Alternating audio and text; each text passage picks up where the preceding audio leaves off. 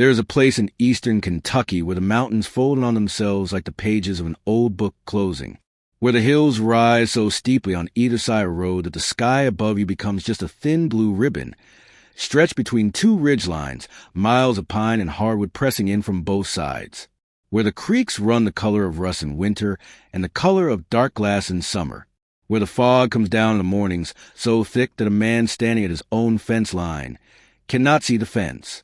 They call these narrow valleys hollows. Not hallows, hollows. The word matters.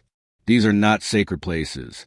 These are places where sound goes to disappear, where the wind loses itself between the ridges, where a voice raised in anger might carry for half a mile in one direction and not at all in another, depending on the way the hills are arranged that particular morning. People have been living in these hollows for a very long time. Long before Kentucky was a state, long before the coal companies arrived and changed everything, long before paved roads and electricity and telephone lines made their way up the creek beds, families had already planted themselves into this landscape with the permanence of the trees around them. Scotch-Irish settlers, most of them, men and women who had crossed an ocean to escape something, and then walked inland until the walking stopped, until the mountains told them this was far enough, until they looked around at what surrounded them and said, "Here." They built here. They buried their dead here. They raised their children here and their children's children until the family name and the hollow name became the same name, until saying where you were from and saying who you were meant saying the same thing.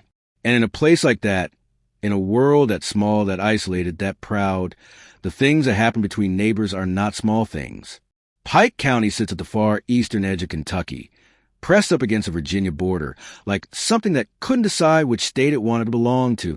It is one of the largest counties by area in the entire state and one of the most rugged.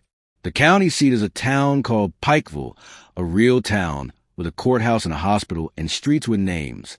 But most of Pike County is not Pikeville. Most of Pike County is the mountains, the hollows, the creek roads that follow waterways up into the rain that maps describe but photographs cannot fully convey. Places where the nearest neighbor is close enough to hear on a quiet night, but far enough that getting there means 20 minutes of driving on roads that have no guardrails and every reason to need them. It was coal country, had been coal country since the companies arrived in the late 1800s and looked at what lay beneath these mountains and decided that what lay beneath was worth more than what stood on top. The men of Pike County had spent generations going into the earth in the mornings and coming back out in the evenings, black-faced and bone-tired. Building lives in the narrow spaces between shifts. It made them hard. Not cruel, hard. There's a difference that people who have never lived that kind of life sometimes fail to understand. Hardness is not the absence of feeling. It is a decision to keep your feeling on the inside, where it's protected, where it can survive the things the outside world will throw at it. In the hollows of Pike County, in 1974, there were two families who had been neighbors for so long that the original generation who had chosen to settle near each other with a memory no living person carried. The Bransons had come to Sawmill Hollow, a narrow creek valley about 11 miles northeast of Pikeville, sometime in the 1880s. Exactly when and exactly from where depended on which Branson you asked, and the answers varied enough that the truth was probably somewhere in between all of them. The McCreadys had arrived in the same hollow roughly a decade later, settling on the opposite side of Sawmill Creek, where the ridge was steeper but the bottomland, the flat ground closest to the water, was richer, better for gardening, better for cattle. For nearly 80 years, these two families had lived within a quarter mile of each other. Their children had grown up within shouting distance. Their cattle had shared fence lines. Their men had worked the same mines, sometimes on the same crews, sometimes on the same shifts. They had not always liked each other, but they had always known each other. And then, in the spring of 1974, something changed. My name is not important. What is important is that I spent nearly 3 years piecing together what happened in Sawmill Hollow between 1974 and 1983. I spoke to people who were there. I read court documents, sheriff's reports, hospital records, and the kind of handwritten letters that families keep in shoeboxes under beds for decades because they can't bear to throw them away and can't bear to read them. What I found was not a simple story. It never is with these things.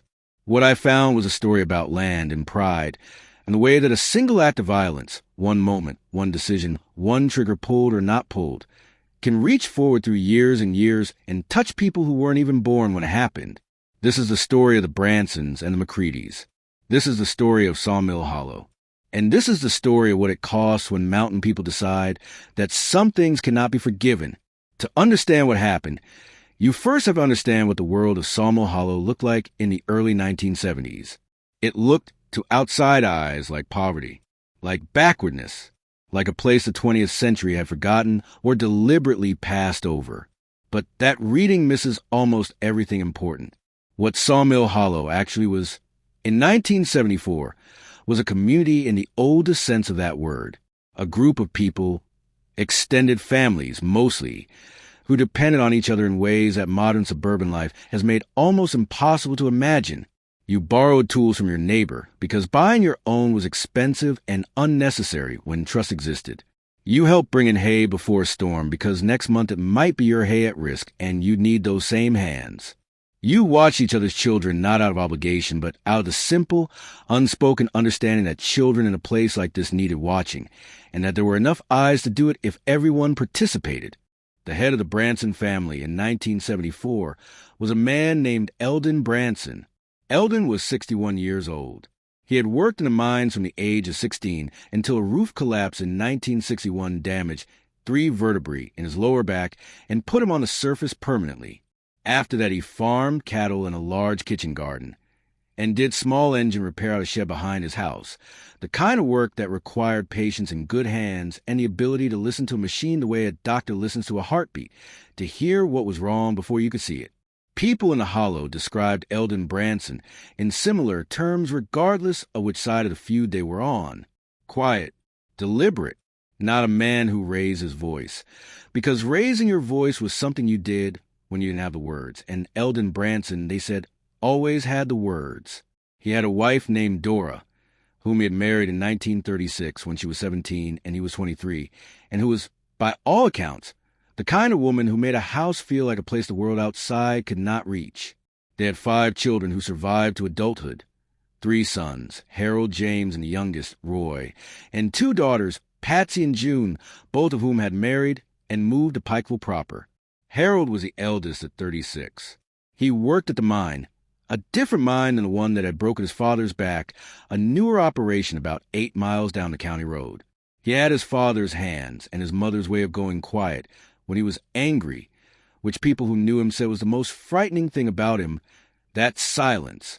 Harold Branson angry and loud was manageable. Harold Branson angry and quiet was something else. James was 33. He farmed with his father and did some logging on the side, contracting with a timber company out of Pikeville. He was a talker of the Branson boys, the one most likely to be found leaning on a fence post in conversation, the one who remembered birthdays and asked after sick relatives and brought food to neighbors without being asked. People like James Branson easily and instinctively, the way you like certain dogs, not because of anything specific they do, but because of the general warmth they put into the air around them. Roy was 28 and the most complicated of the 3. He had done 2 years at a community college in Prestonsburg, which in Sawmill Hollow in the early 1970s made him something of an anomaly, not quite an outsider, because he had grown up in that dirt and those trees same as everyone else, but a man who had seen something of the wider world and brought a restlessness back with him that the Hollow couldn't quite contain. He worked at the mine too, on the same crew as Harold, but people said he did it the way you do something you're waiting to stop doing, with one eye always on the door. Across Sawmill Creek, on the steeper side of the hollow, the McCready family had its own patriarch. His name was Corbin McCready, and he was 58 years old in 1974.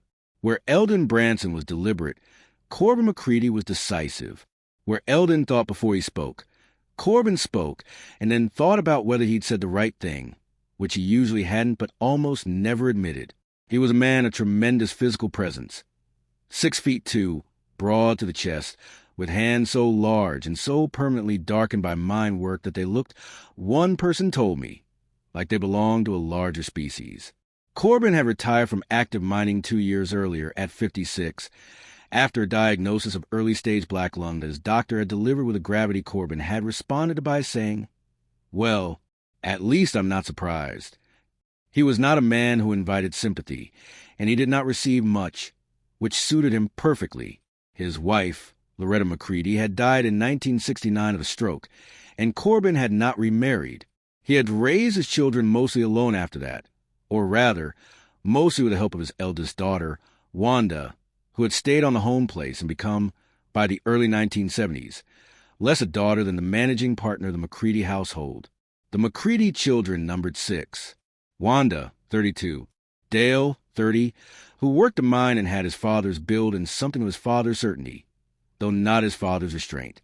Connie, 28, who had married a man from Letcher County and moved away, and who would therefore survive what was coming. Sherman, 26, thin and nervous, where his brother Dale was broad and confident, a man who seemed to be carrying on his back a weight the people around him could not see. Tammy, 23, still at home, quiet and sharp-eyed. And the youngest, Travis McCready, 21 years old in 1974, recently returned from 18 months in the Army and not entirely sure what to do with himself now that he was back. These two families had coexisted in Sawmill Hollow for nearly a century. They had shared a fence line. They had shared a creek. Their children had grown up within earshot of each other. And in all that time, despite the inevitable frictions of close proximity, despite the arguments over straying cattle and creek rights and 100 small negotiations that constitute the relationship between neighboring families in a rural place, in all that time, there had never been real violence between them. Not until 1974. Not until the night of March 8th, 1974, when everything that had been quiet for nearly a century stopped being quiet all at once. The winter of 1973 into 1974 had been a hard one across all of eastern Kentucky, not unusually hard by the standards of the mountains. The mountains do not deal in unusual hardships, only in the ordinary kind, relentlessly applied, but hard enough. The creek had frozen in January, which it did not do every year. The road into Sawmill Hollow had been impassable for 11 days in February after a combination of ice and fallen timber that the county road crew took their time clearing. Heating costs had been punishing. Feed costs for cattle had been higher than anyone had budgeted. By March, the men of the hollow were ready for winter to be finished with them. They were short on patience and short on margin, which is a particular combination that makes small things feel like large things. The Branson family had lost 2 cattle that February. This was not, in itself, a catastrophe. Cattle died in winter, to cold, to illness, to accidents in icy terrain. It happened. Eldon Branson, when his son Harold discovered the first animal dead in the north pasture on a Tuesday morning in the second week of February, walked out and looked at the carcass in the gray morning light and said nothing for a long moment. Then he said, "Well, that happens." The second one was different. He said it as if he had decided, sometime in the 10 minutes between the shot and the arrival of his wife at the barn door, exactly how the story would go. Harold Branson was arrested that morning and taken to Pikeville. He was charged with murder in the second degree. His father, Eldon, drove the truck. Eldon Branson walked his son into the sheriff's department at 6 in the morning and sat in a plastic chair in the waiting area for 3 hours until a lawyer he had called, a man from Pikeville named Cecil, Watts, who handled most of the serious legal matters for families in that part of the county, arrived and took over. Harold Branson was released on bond 2 days later. His trial was scheduled for the following October. In the meantime, Sawmill Hollow held its breath. Or rather, Sawmill Hollow did what places like Sawmill Hollow do after something like this. It arranged itself. The invisible lines that had always existed between the Branson side of the creek and the McCready side became visible.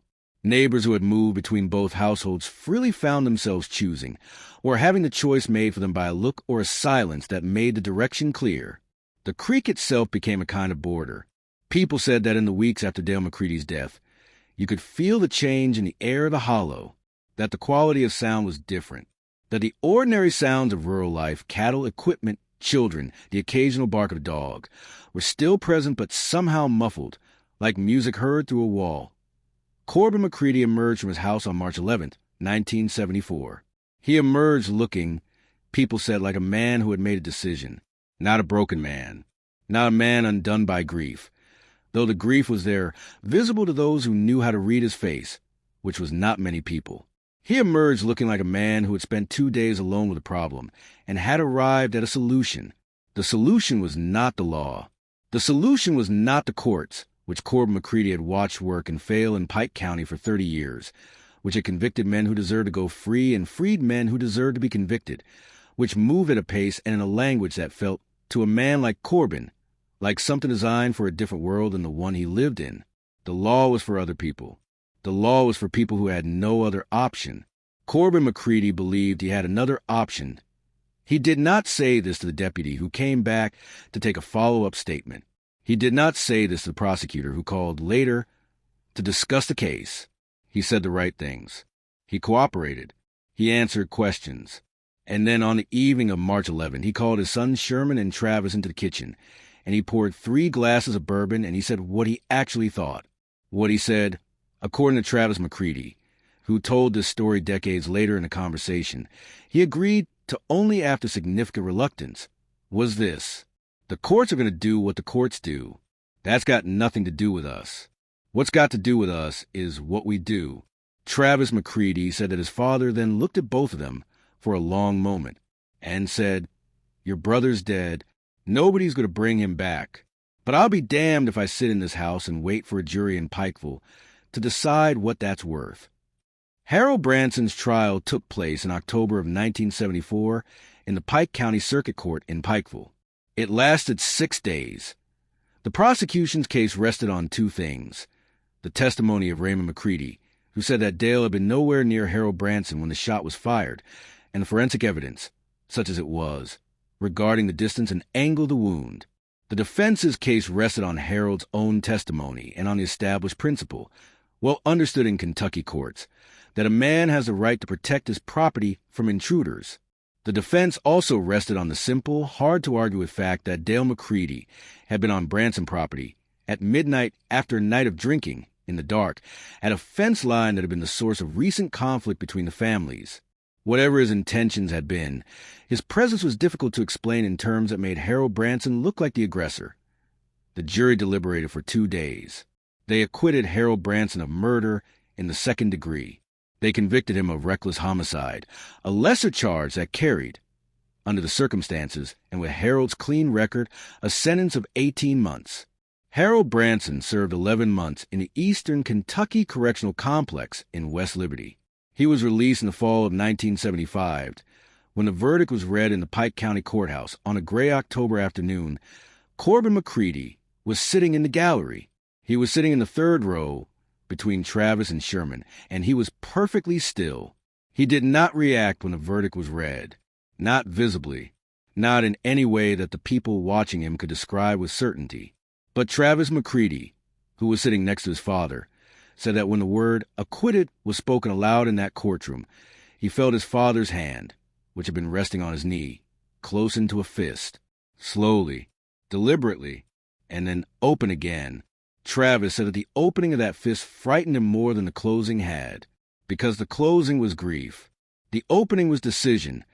Harold Branson walked out of that courthouse a convicted man, reckless homicide, time to serve, but alive, free or nearly free, walking out under the October sky into a world where the law had spoken and said, 11 months, and then you go home.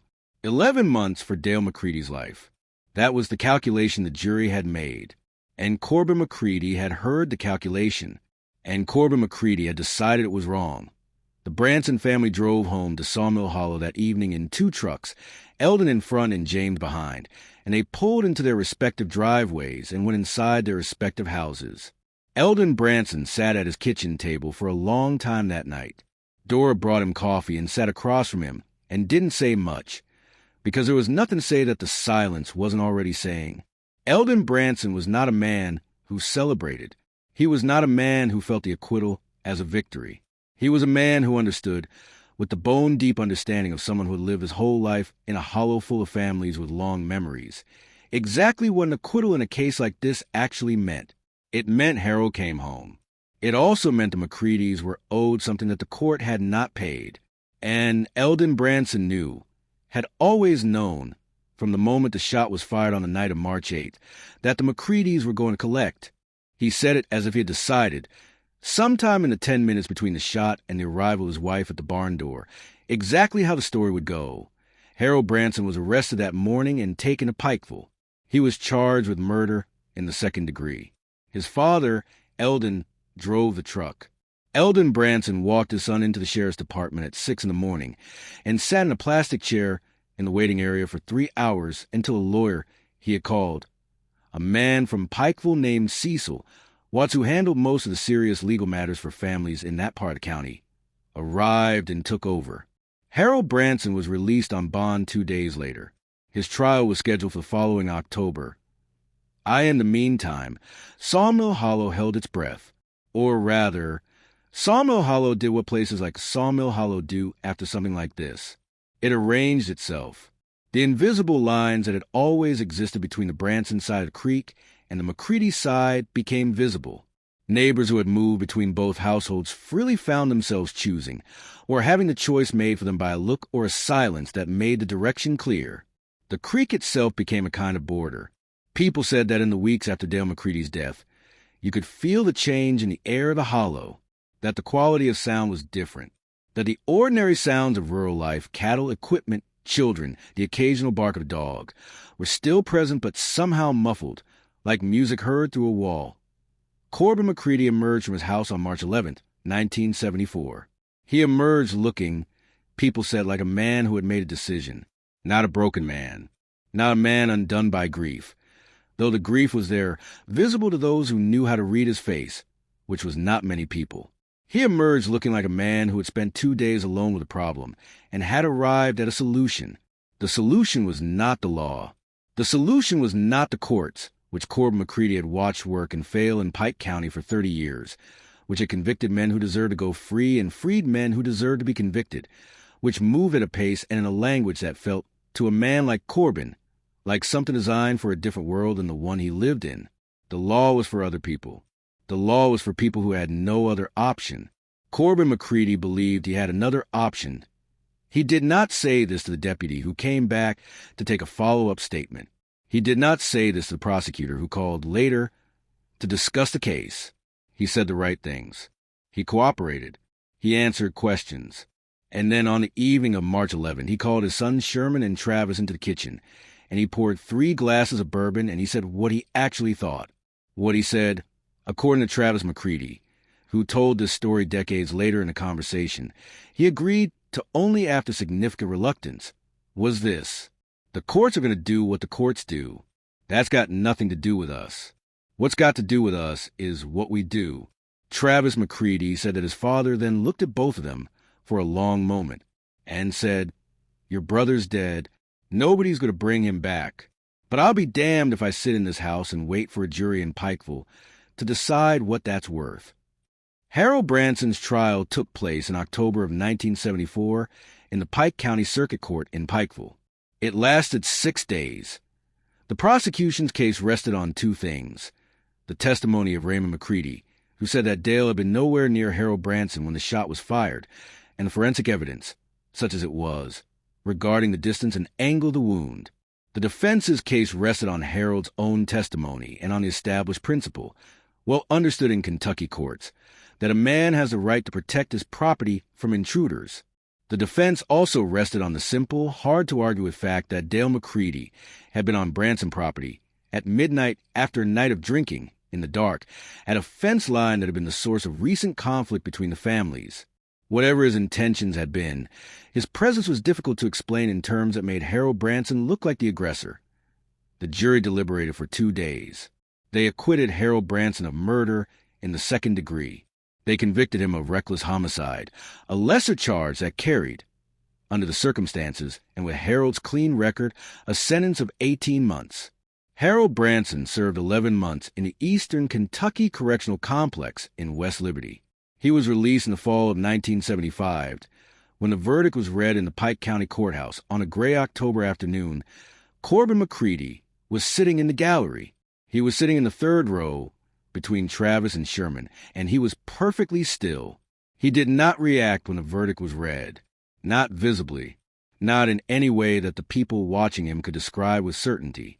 But Travis McCready, who was sitting next to his father, said that when the word acquitted was spoken aloud in that courtroom, he felt his father's hand, which had been resting on his knee, close into a fist, slowly, deliberately, and then open again. Travis said that the opening of that fist frightened him more than the closing had, because the closing was grief. The opening was decision. Harold Branson walked out of that courthouse a convicted man, reckless homicide, time to serve, but alive, free or nearly free, walking out under the October sky into a world where the law had spoken and said, 11 months and then you go home. 11 months for Dale McCready's life. That was the calculation the jury had made. And Corbin McCready had heard the calculation, and Corbin McCready had decided it was wrong. The Branson family drove home to Sawmill Hollow that evening in 2 trucks, Eldon in front and James behind, and they pulled into their respective driveways and went inside their respective houses. Eldon Branson sat at his kitchen table for a long time that night. Dora brought him coffee and sat across from him and didn't say much, because there was nothing to say that the silence wasn't already saying. Eldon Branson was not a man who celebrated. He was not a man who felt the acquittal as a victory. He was a man who understood, with the bone-deep understanding of someone who had lived his whole life in a hollow full of families with long memories, exactly what an acquittal in a case like this actually meant. It meant Harold came home. It also meant the McCreadys were owed something that the court had not paid. And Eldon Branson knew, had always known, from the moment the shot was fired on the night of March 8th, that the McCreadys were going to collect. The question was only when and how. Harold Branson was released from Eastern Kentucky Correctional in October 1975 and came home to Sawmill Hollow. He came home thinner. He came home with something behind his eyes that hadn't been there before. Not regret, exactly, not remorse. More like the permanent awareness of what a person is capable of doing, which is not the same as regret, but lives in the same neighborhood. He came home to a hollow that had been holding itself in careful suspension for 11 months, waiting. The McCready family had not been idle in those 11 months. They had not been violent, either not yet, not openly. But they had been busy in the way that people in mountains are busy when they are building toward something. Quietly, internally, with a patience that outsiders consistently underestimated, and that people who knew these families never did. Corbin McCready had spent a year that Harold was away doing 2 things. The first thing was grieving his son. This he did privately, in the way he did most things, alone or with Wanda, his eldest, who had taken on a role the person Corbin could be honest with when he could not be honest in front of anyone else. People saw it in him occasionally, the grief, in unguarded moments, at church, on Sunday mornings, when the service touched on death and resurrection in a way that made the specific and recent dead impossible to keep at a distance. In those moments, the hard, decided face that Corbin McCready showed the world would relax briefly into something softer and rawer, and then close again like a fist. The second thing Corbin had done was talk to people. He talked to his sons. He talked to his nephews. There were 7 McCready men of fighting age within 15 miles of Sawmill Hollow. He talked to his brothers-in-law. He talked, carefully and indirectly, to men in the hollow who were not McCreadys but who had known Dale and who felt the weight of what had happened. He was not recruiting. Exactly. Not in any formal sense. He was simply making clear to everyone who mattered what the situation was, and what the situation required, and who would be expected to respond when the time came. Harold Branson came home to all of this. Came home to a hollow that looked the same. Same trees, same creek, same red dirt road, and was completely different. He drove back from West Liberty with his brother James, and when they turned onto the hollow road, and the familiar shape of the ridgeline came into view against the October sky, Harold didn't say anything for a while. Then he said, "It's still standing." James said, "What is?" Harold said, "Everything." He said it the way you say a thing when you're not sure whether that's good news or bad news. The first 2 months after Harold's return were quiet, deliberately, almost ostentatiously quiet, on both sides. Corbin McCready made no overt moves. The Branson men went about their work. The mine, the farm, the ordinary maintenance of a rural life in the mountains. and try to conduct themselves as if things were normal. They were not normal. The absence of action is not the same as peace. What the Hollow had in those months was not peace. What it had was a particular, suffocating tension of two sides that both knew something was coming, and neither side was willing to be the first to move. This tension was not invisible. It lived in the way men greeted each other on the Hollow Road, or failed to greet each other. It lived in the way a truck slowed when it passed a property, just slightly, just enough to register. It lived in conversations that stopped when certain people walked into the room and started again only after they had left. Children felt it. Children always feel these things before they understand them. The younger Branson and McCready children who played together, or had played together, before March of 1974, stopped appearing at each other's property. Nobody told them to stop. They just stopped. The quiet broke on a Tuesday evening in February of 1976. Harold Branson's truck, parked in the driveway of his house, which sat below the main Branson home place on the Hollow Road, was found burning at approximately 9 o'clock at night. By the time Harold got outside and got to it, the fire was well established. The truck was a total loss. There was no evidence of who had done it. There was also no question, in the mind of anyone in Sawmill Hollow, of who had done it. Harold Branson watched his truck burn. James stood next to him. Their father stood on the porch of the home place above and watched from there, still, with his arms at his sides. When the fire was mostly down, Harold turned to James and said something. James nodded. Eldon Branson, watching from the porch, could not hear what was said, but he knew what it was.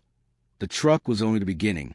What followed between February of 1976 and the summer of 1977 was a period that people in and around Sawmill Hollow would later call, with a particular economy of mountain speech, the burning season. Not because everything that happened involved fire. It didn't. But because fire was the dominant metaphor.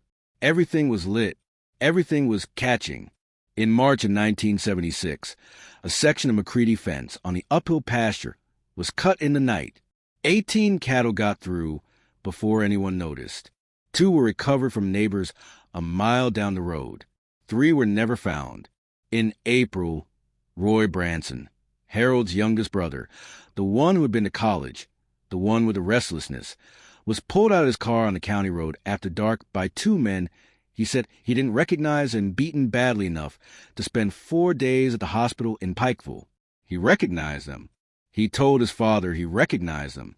He did not tell the deputy who came to take his statement. In June of 1976, the McCready equipment shed, a large metal building on the back of property that housed the family's tractor and other farm machinery, was found destroyed on a Sunday morning. The tractor was salvageable. Almost nothing else was. Corbin McCready looked at the wreckage of his equipment shed on that Sunday morning for a long time. His son Travis stood beside him. Sherman stood a little further back, his arms crossed, chewing on something, looking at the ground. Corbin McCready said, "All right." Just those 2 words. All right. Travis McCready said that those 2 words were the most frightening thing he had ever heard his father say. Because all right meant that the period of calibrated, controlled response was over. The period of matching each action with a proportional reaction, of keeping the escalation manageable, of fighting a war with a volume dial that still had room to turn up, that period was over. All right meant Corbin McCready had decided to stop measuring. What happened over the following 12 months is difficult to describe in strict chronological terms because the documentation is incomplete and the account of those who were there is shaped, inevitably, understandably, by which side of the creek they grew up on. What can be said with reasonable confidence is this. Between June of 1976 and July of 1977, there were at least 7 incidents of serious property destruction attributed by those who experienced them to the opposing family, though none ever prosecuted. There were at least 4 physical assaults, men beaten on roads and parking lots at the edges of their own property, that were reported to the sheriff's department and investigated with a thoroughness that investigations in that era and that county typically received, which is to say, not much. And there were 2 deaths. The first was Sherman McCready. Sherman, 28 years old, the nervous one, the one carrying a weight others couldn't see. Sherman was found at the bottom of a gully off the county road in November of 1976. His truck was at the top of the gully. The official finding was that he had driven off the road. It was a dangerous stretch. It happened, and the truck had rolled. The Pike County Sheriff's Department investigated and found nothing to contradict this finding. The McCready family believed something different. The McCready family believed that Sherman's truck had been run off that road, that someone had been waiting for Sherman on that stretch of county road on that November night, because Sherman, of all the McCready men, was the most predictable, the one who drove the same route home every night, the one whose patterns a person could learn with a week of observation. There was no evidence to support this belief. There was also nothing that conclusively contradicted it. Sherman McCready was buried in the Hollow Cemetery on a gray November morning, next to his brother Dale, and Corbin McCready stood at the graveside in a black coat and did not weep, and afterward went home and sat alone for a long time, and was not the same afterward in any way that the people around him could articulate, but all of them could see. The second death came in the spring of 1977.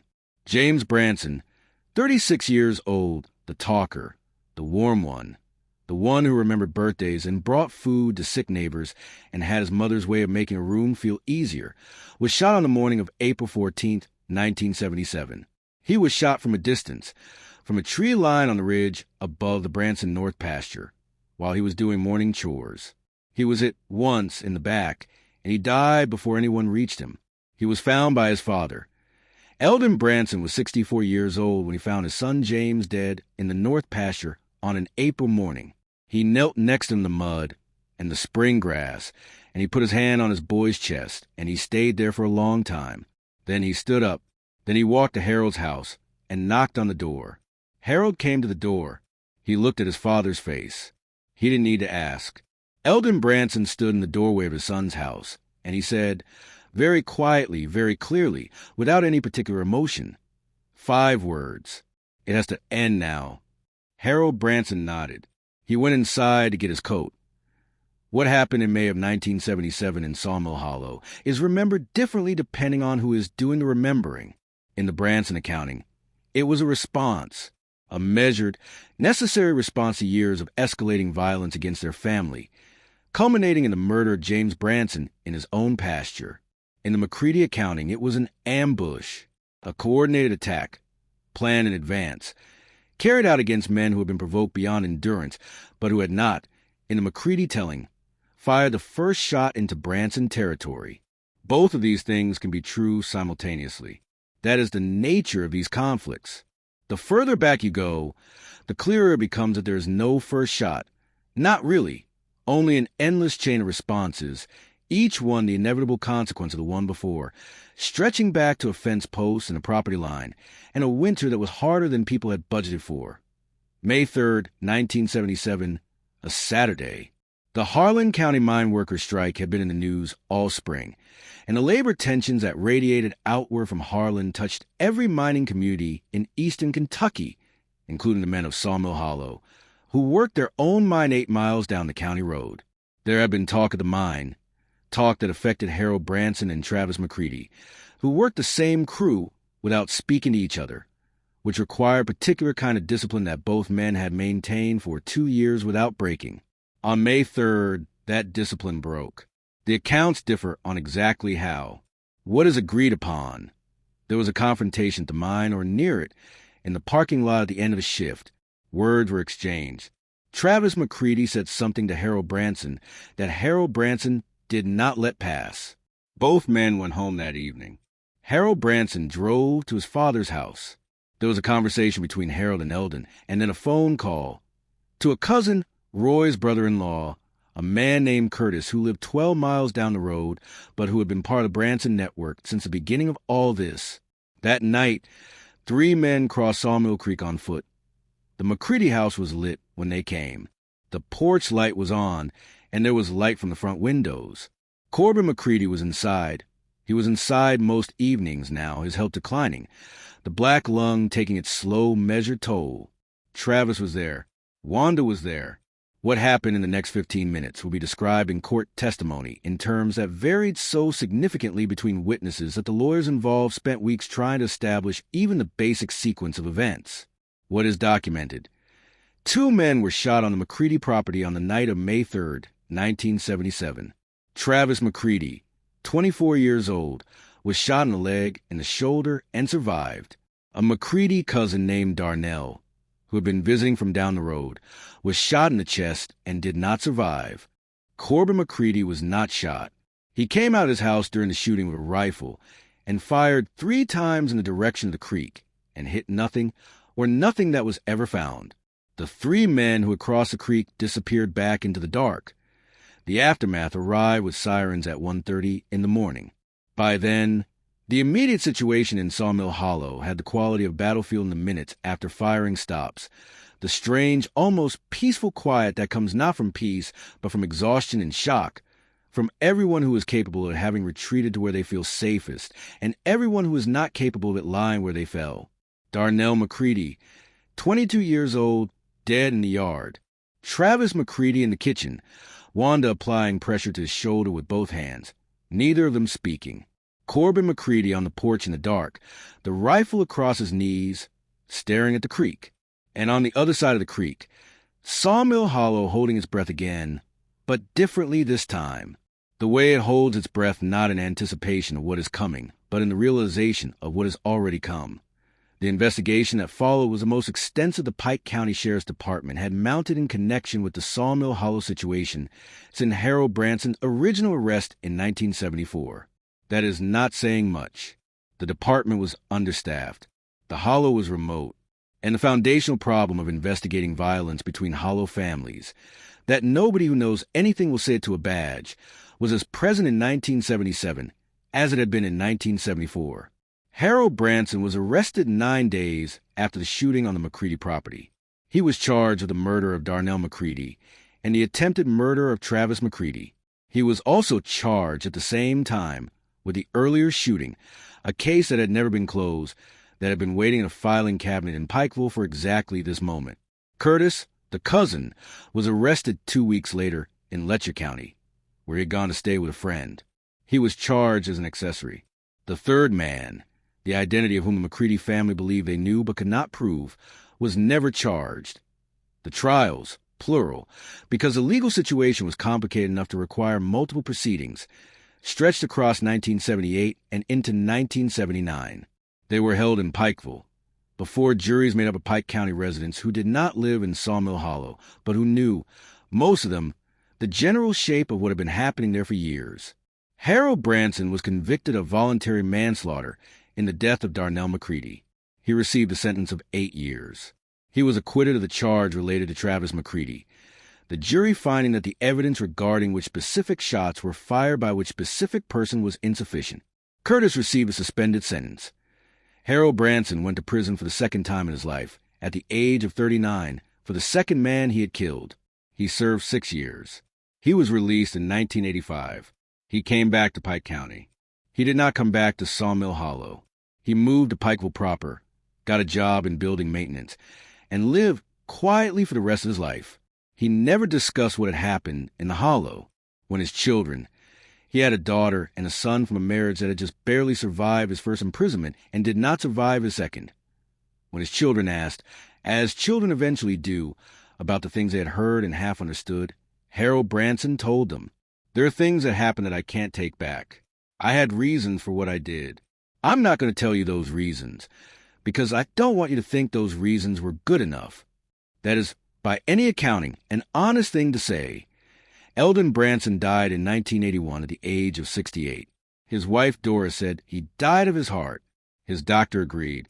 But Dora Branson also said, to a neighbor who visited her in the weeks after the funeral, that Eldon had spent the last years of his life carrying something that no doctor's instrument could measure or treat, that he had gone into those years a man of 60 and come out the other side of them something older and heavier than 60 should make a man.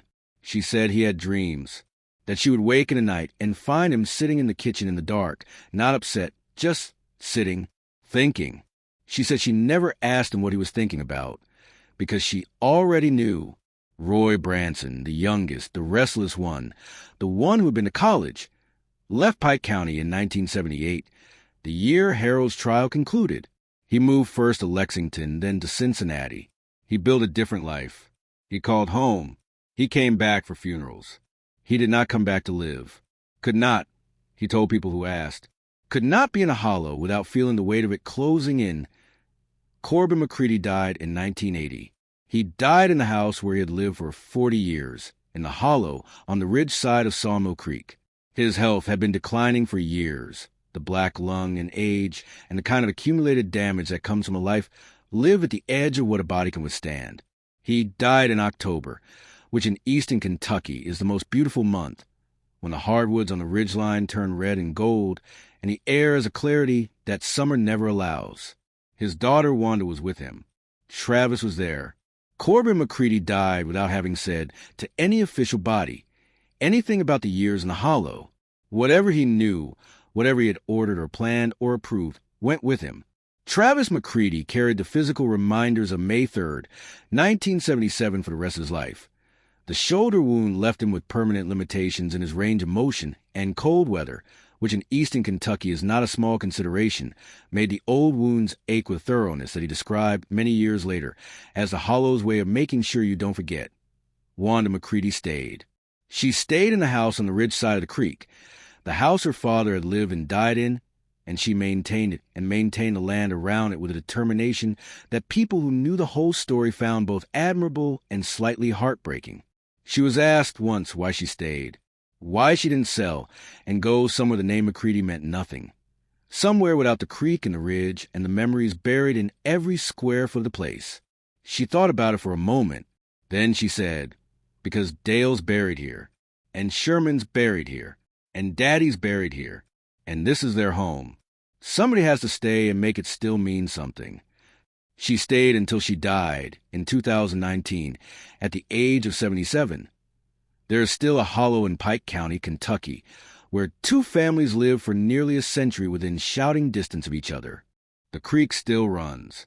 The ridgeline still rises on both sides, the hardwoods and falls still going red and gold the way they did when Eldon Branson first came home from work in the mines and stood on his porch and looked at the hills and thought, here, this is enough. The houses are still there. Some of them. The Branson home place was sold in the late 80s to a family from outside the county who had no knowledge of what had happened there and who lived in it for a decade before moving away and selling again. Nobody who has owned it since has stayed long. The McCready house on the ridge side of the creek stood until Wanda's death in 2019. After that, it passed through the estate and was sold. It too has changed hands more than once.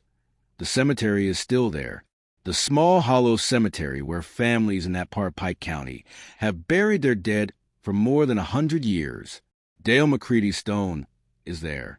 Sherman McCready's stone is there. James Branson's stone is there. Corbin McCready, Eldon Branson, Dora Branson. They are all there together in the same dirt within 100 yards of each other, as close in death as they were in life, which is to say, very close and very separate. When you go to a place like Sawmill Hollow now, if you find on the county road map and drive out there on a weekday when the light is good and the hills are showing their color, you can feel the residue of it. You can feel it the way you feel the residue of anything large that happened in a small place. Not a ghost, exactly, more like a weight in the air, a particular quality of stillness in the spaces between the trees.